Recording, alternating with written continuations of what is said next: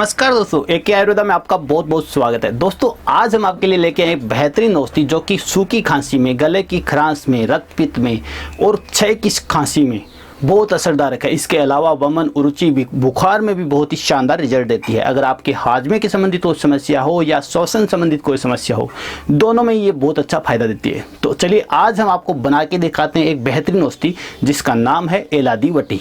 जी हाँ दोस्तों, वीडियो को पूरा देखेंगे तो आप इसे आसानी से बना सकते हैं और इसका उपयोग करके फ़ायदा उठा सकते हैं। सबसे बड़ी बात, आज की जो महामारी चल रही है जिसका मैं नाम नहीं लेना चाहूँगा, उसमें भी ये बहुत अच्छा फ़ायदा करेगी, क्योंकि दोस्तों ये गले के इन्फेक्शन को ठीक करती है, श्वसन तंत्र के रोगों को ठीक करती है, या सूखी खांसी जो कि मुख्य लक्षण बताया गया है उसमें भी बहुत फायदेमंद है। दोस्तों एला जिसका मतलब होता है इलायची, संस्कृत में इलायची को एला बोलते हैं, तो छोटी इलायची का इसमें प्रयोग किया जाता है। इसके अलावा तेज पत्ता, दालचीनी, पीपली, मुलेठी, पिंड खजूर, मुनक्का और शहद का भी इसमें प्रयोग किया जाता है, मिश्री का प्रयोग किया जाता है।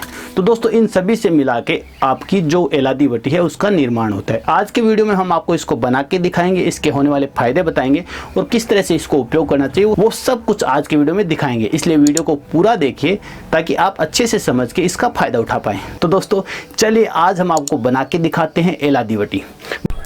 एलादीवटी बनाने के लिए आपको इन औषधियों की आवश्यकता होगी।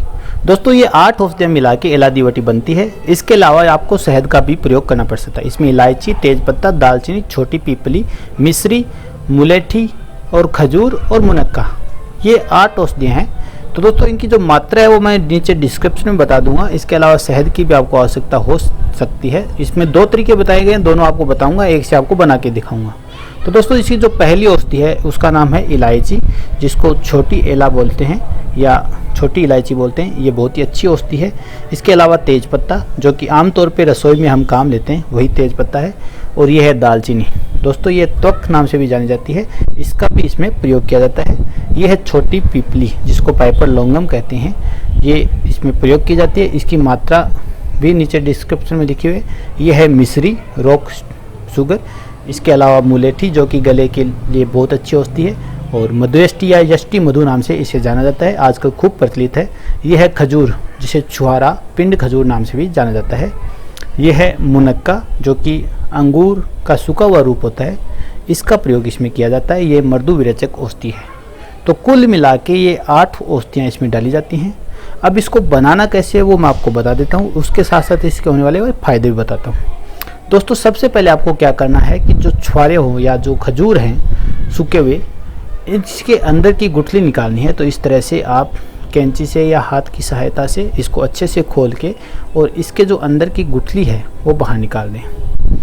तो दोस्तों इसी तरह सारे जो खजूर हैं, जो कि हमारे मात्रा में हमें 4 तोला लेने होते हैं। तो दोस्तों 1 तोला अगर आप 10 ग्राम का लेते हो तो 40 ग्राम आपको पिंड खजूर लेने होते हैं, और 40 ग्राम मात्रा में ही मुनक्का लेने होते हैं, यानी 4 तोला मुनक्का लेने होते हैं। तो दोस्तों मुनक्का के भी बीज आप निकाल दें। निकालने के बाद इसका वजन करें, यानी पहले वजन नहीं करना, दोनों के बीज निकालने के बाद आपको वजन करना है, यानी 4-4 तोला दोनों को लेना है।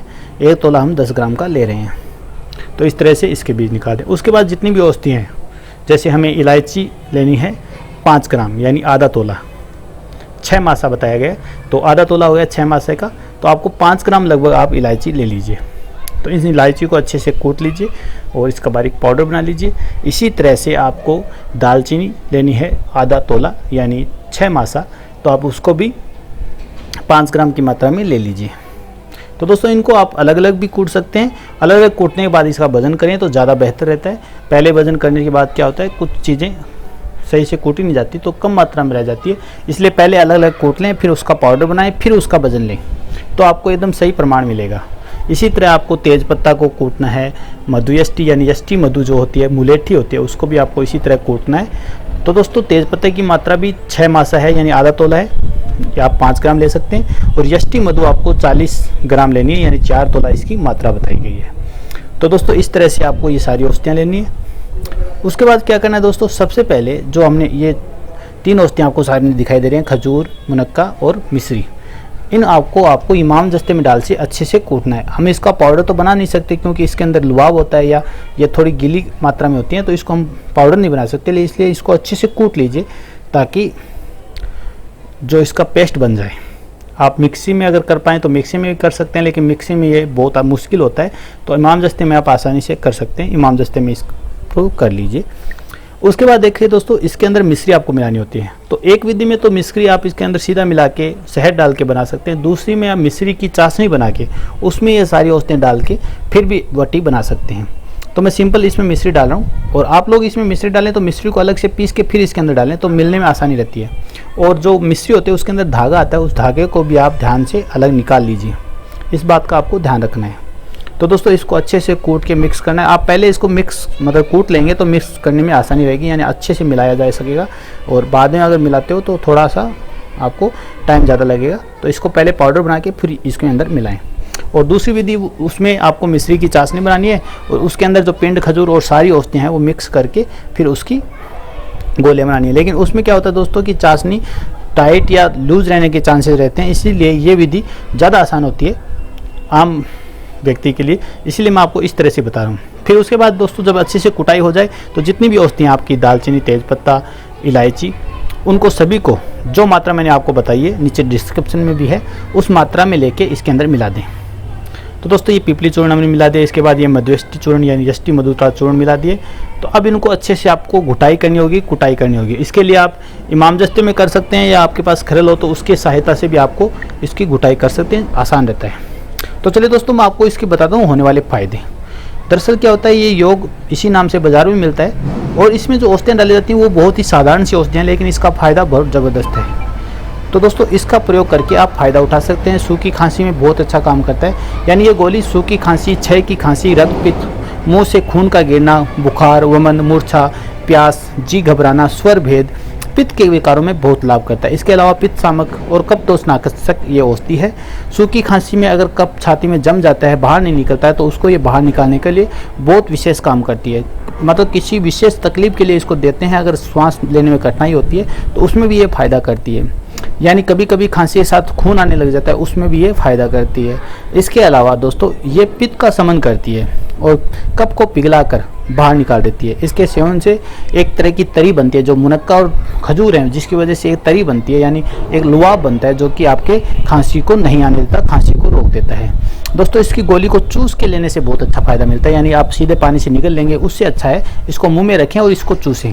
दोस्तों ये प्राकृतिक कामोद्दीपक औषधि है, ये भी इसमें बताया गया है। और इसमें जो शहद आप मिलाएं उस चीज़ का ध्यान रखें, शहद कम मात्रा में मिलाएं, क्योंकि अगर आपकी औषधि ज़्यादा गीली हो जाएगी तो फिर आपकी जो गोलियां हैं वो बनने में मुश्किल होगी, इसको गोलियां बनाने में आपको परेशानी होगी। तो इसलिए थोड़ा सा जो पाउडर है वो अलग निकाल लें, ताकि अगर थोड़ी सी ज़्यादा गीली हो तो ये पाउडर मिला के आप इसको टाइट कर सकें।